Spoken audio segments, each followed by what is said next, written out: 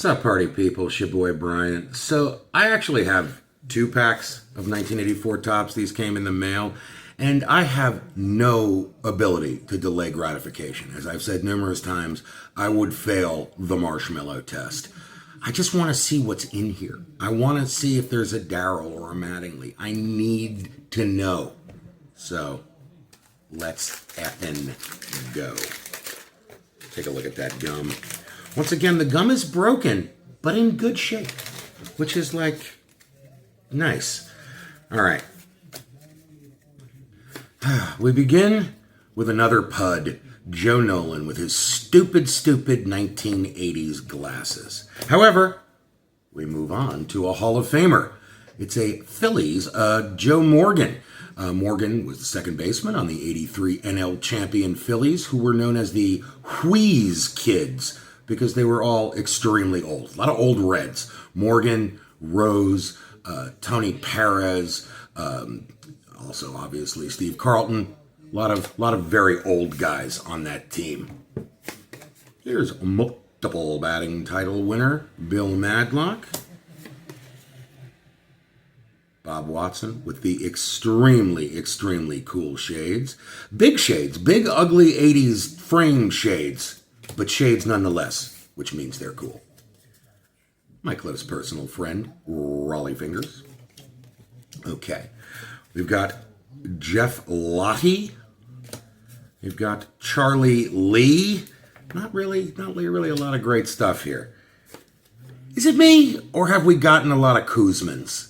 I feel like we've gotten an awful lot of Koosmans, and none of them in a Mets uniform. Probably because these are all 80s cards, and he was traded in the late 70s. Probably has something to do with it. Larry McWilliams. Okay. John Denny, also a member of the Wheeze Kids, and I believe he won the 83 National League Cy Young. I do believe that. Here's a Twins leader with a real dopey-looking Kent Herbeck, and the immortal Ken Schramm. All-star Lloyd Moseby. Was Lloyd Moseby even, like, that good? John McNamara. He was an idiot. Let's just, you know what? He was an idiot. He was an idiot. You know who would tell you he was an idiot? Bob Stanley, who of course, had the worst moment of his career under McNamara. Comes into a game with a 1-run lead. And a man and the tying run on third. Throws a wild pitch that should have been caught by catcher Rich Gedman, and gives up a harmless ground ball that goes through the first baseman's leg. You cannot be unluckier than Bob Stanley. Think about that. Well, I mean, you can if you're Bill Buckner. Hey, God! Young Ricky taking his lead off first. Ricky's about to steal. Pitcher knows Ricky's about to steal. Ricky knows Ricky's about to steal. Ricky don't care. Ricky's going to steal anyway. Mario Ramirez. I don't know who this is, but in both the headshot and the action shot, he's got a real scrunchy face. Face is real scrunchy. Steve Trout, I've mentioned, is one of the dorkiest looking major leaguers of all time. What is this? What is this?